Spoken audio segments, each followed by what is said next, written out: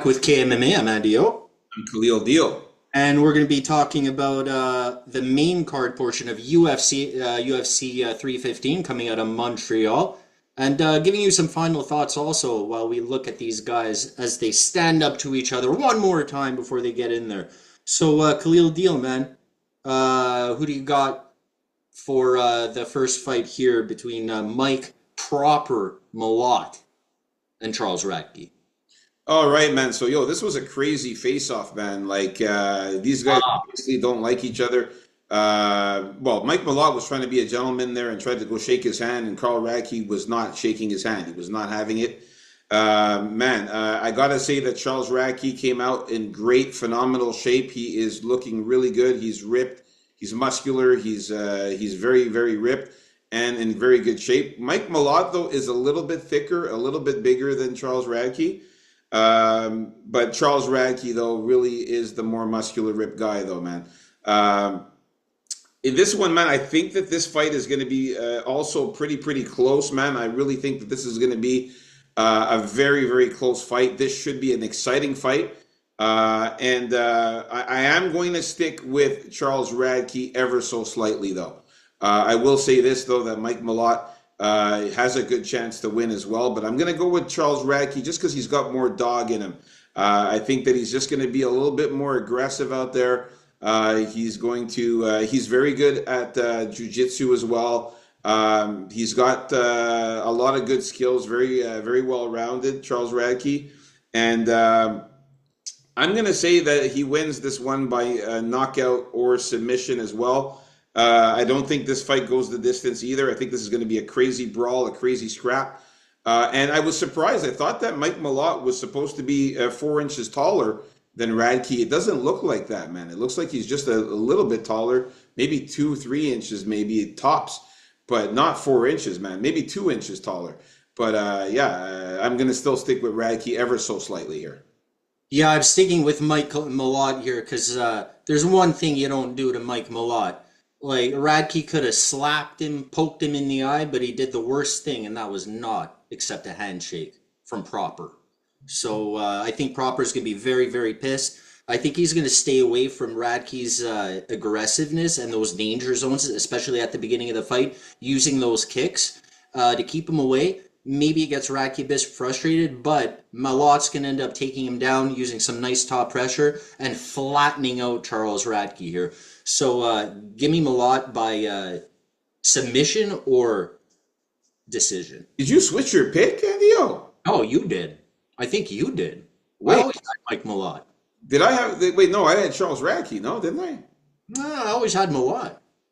Wait a second here. Did I switch my pick here in this one? I think you did. Man, I don't know. Did I take back Mike Malott in the I think so. I'm not 100%. I think so. I think you're wobbling and swibbling. It's And going to be so close, this one, man. I'm going to go with Charles Radke, man. I just think he's going to dog him out just ever so slightly, but I'm not confident in it, though. those losses just come from somewhere, Radke. You know, he talks a big game, but he loses half his fights. You know. He's a tough motherfucker, though. That's one thing you got to say, though. But maybe you're right. Maybe I did have Mike Malott, actually. You know what? No. You know what? I'm going to stay with Mike Malott. Fuck it. I'm staying with Mike Malott. But Charles Radke is a good dog. I'll stay with Mike Malott. I think I did have him the first time. I think I picked Mike Malott the first time, but I did say that Charles Radke was a good dog, though. But yeah, I'm gonna go with Mike Malott. Let's stick with Mike Malott here, getting the job done. He didn't shake his hand.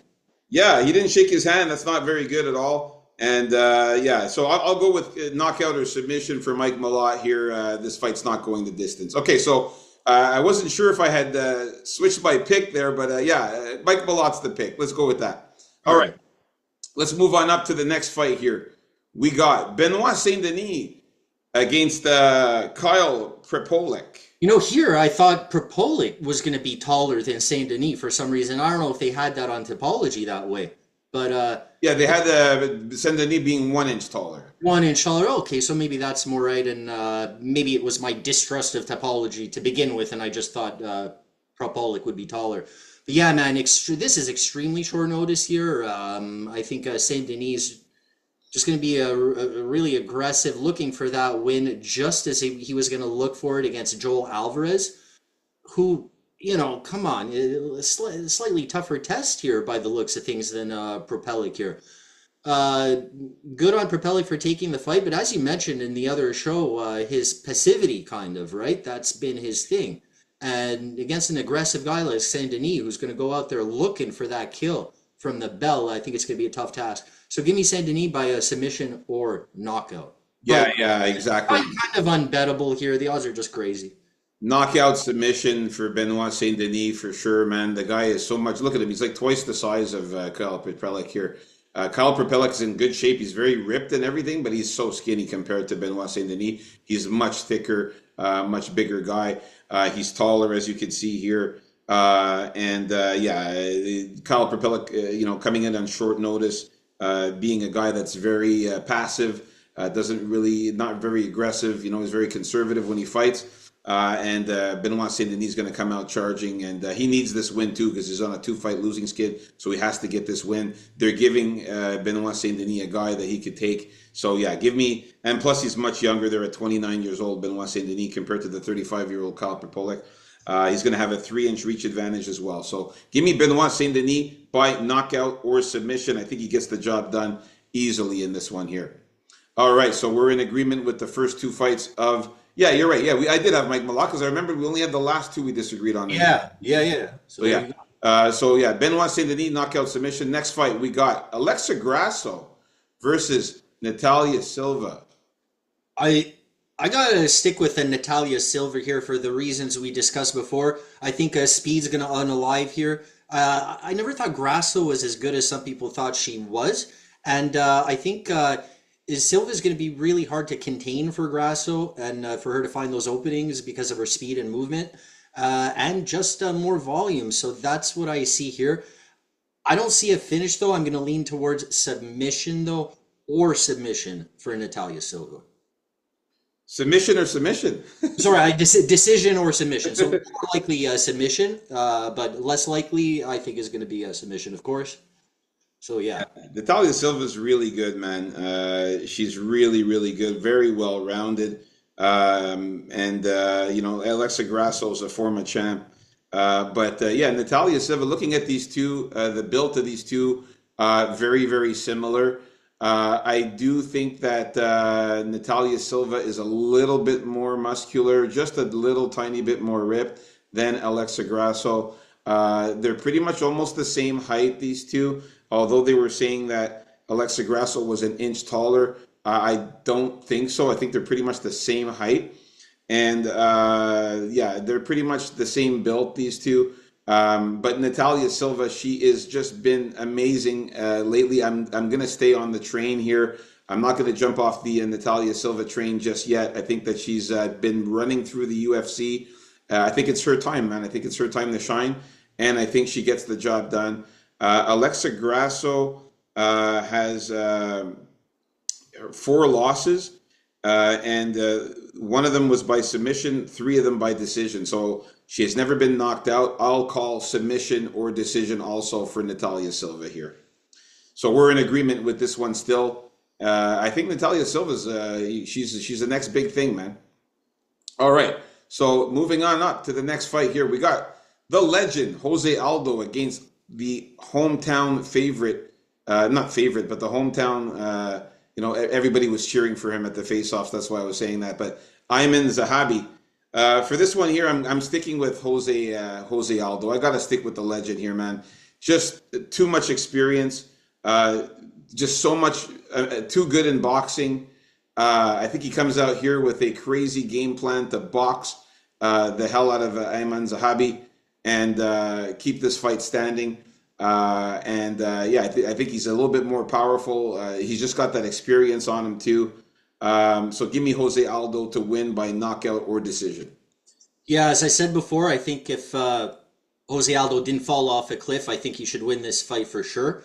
One little thing to note about this fight is that it got moved up a weight class because Jose Aldo just was in no position to cut the weight. So in the middle of Zahabi's weight cut, they called him up and said, "Look, this fight's going to be at with a higher weight class than it initially was.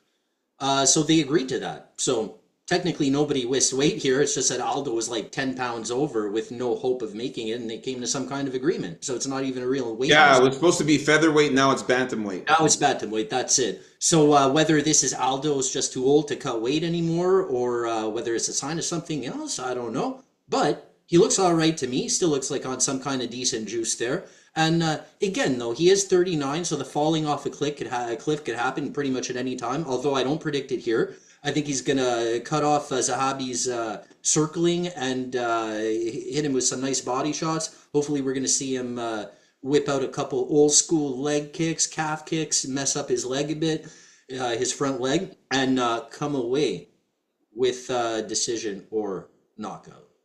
All right, we're still in agreement with this one here, man. So let's move on up to the next fight here. Oh yeah, the ladies going at it, man. Valentina Shevchenko against Manon Fiorot. This is the one where me and you disagreed on here. Is your turn here? I think. Right? Oh, it's your go for it. Yeah. So Shevchenko, Fiorot. I think Shevchenko. I'm calling Shevchenko on the decline in this fight. Liking the fact that Fiorot's going to have a whole lot of height on her, which we all knew. But the thing is, man, I think Fiorot's power is going to make the difference in this fight. I'm not only talking about punching power, I think she has a bit more of that, but I am talking about power in terms of when they're in positions where power would be beneficial. When they're in little moments in the fight where the inertia battle has to be won by someone. I think Fioro's just going to be a little stronger than Shevchenko in those positions. Of course, that doesn't take away like trips and adjusting your body weight and this and that, but she's going to be stronger than her. Also, she does have some ground game going on Manon Fiorot. I saw her in a fight against this girl that she's not in the UFC anymore, but she was known to have a great ground game, black belt, Brazilian fighter Khalil. I don't know. Jennifer Maya. Jennifer Maya always slips my mind, but yeah, that fight was really good for Fiorot, showing me that she can scramble out of bad positions on the ground, get back up to her feet against someone that knows what she's doing down there and very strong herself. Also, Manon Fiorot in that fight, in case anyone was wondering how tough she is, because she's tough, she took an insane strong head kick right to the face in that same fight and ate it like Doritos, and kept on going. Ended up finishing Maya in that fight. So yeah, give me Fiorot. Fiorot's her time here, so I'm just gonna call decision or knockout, but very close for me. But I lean towards decision here because Shevchenko's gonna try, and complain about a robbery after. Who knows? I can't go against the champ, man. I don't know, man. I don't know what people are thinking here, but Valentina Shevchenko is a champ, man. She's the best female fighter in all of UFC history. Not what you're gonna do, not what you've done. She's a legend. She's fought the best of the best fighters in the division, and coming out here in the face-offs. Manon Fiorot, I don't know what's wrong with her. If you watch her carefully when she walks when she's walking and she walks to the cage, she's got a weird kind of walk. It's like there's something wrong with her.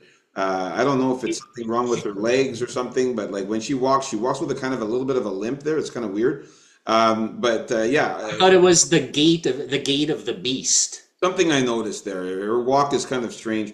And she also is very skinny, man. She is ripped and stuff like that. She does have some muscles, but she's very skinny. Valentina Shevchenko, much thicker, much bigger, much more muscular, and she's also ripped. So I like that. Valentina Shevchenko is the bigger girl here. And I think Shorter. I think she's going to be the stronger girl, in my opinion. I know that you think that Manon Fiorot is stronger. I think that Shevchenko is stronger, man. Man, this is a girl that shoots guns, that fucking fights all over the place, man. She's tough as nails, and she's got way more skills, I find, than Manon Fiorot. I mean, on the ground, it's not even comparable. On the ground, Shevchenko, her submission skills, her jiu-jitsu, it's top class. She can definitely beat Manon Fiorot on the ground. In the stand-up, Valentina Shevchenko's got crazy leg kicks. She's got crazy punches. She's got hard punches too. We've seen her knock out people. She's boring now, though. She's boring. I gotta go with Valentina Shevchenko here, man.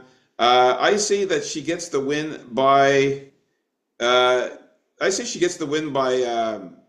You know what? I'm going to call a decision or knockout for Shevchenko. I think that Shevchenko can maybe get ground and pound here and maybe knock out Manon Fiorot or win a decision here over her because Manon Fiorot is pretty tough. She only has one loss, and that loss was by decision. She's never been finished, but you never know it. The ref could stop it if Valentina's on top and just ground and pounding the shit out of her. So let me go with Valentina Shevchenko and still champion. Oh, some MMA math I like to look at occasionally for certain fights just for fun. So you take, that the same level kind of a championship fight, you find, like Manon Fiorot's there for a reason, fighting for the title, right? So you look at both their records, you see Shevchenko's 24-4, Manon Fiorot is 12-1.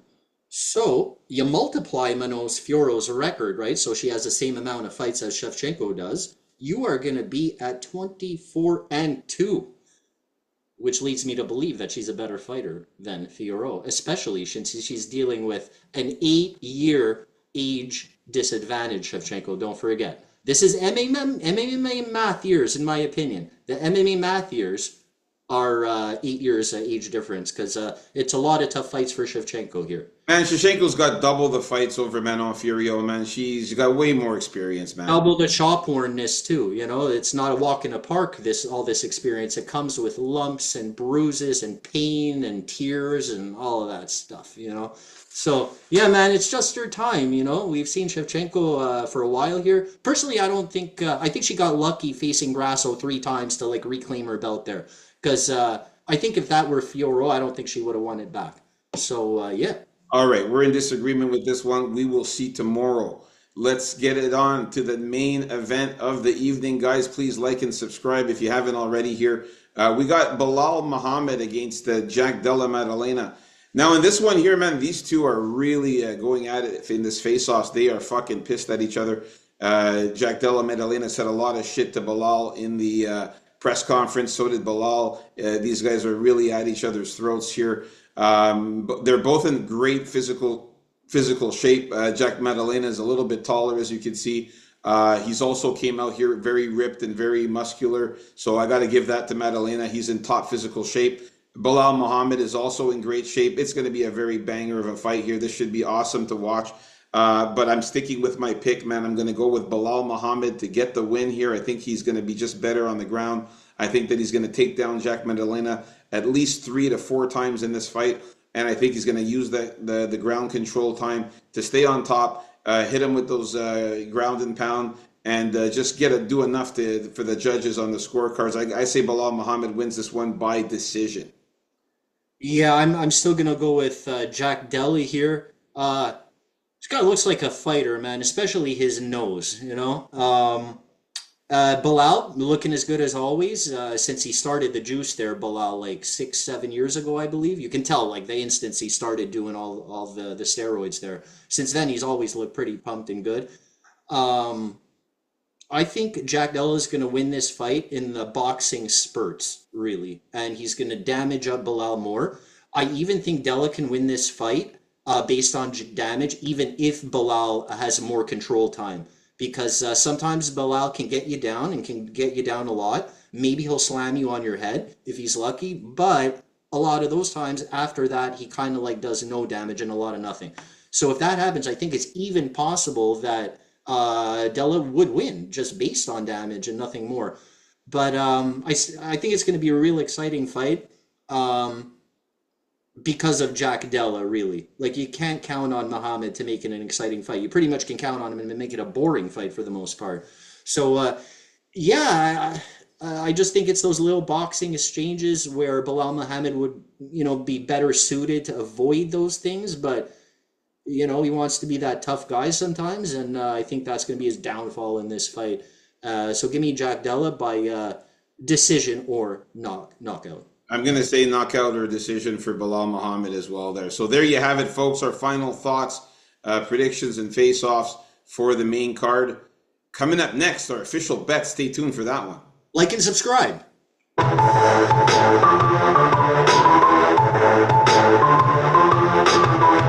Peace out, folks. aka MMA. Let's get it.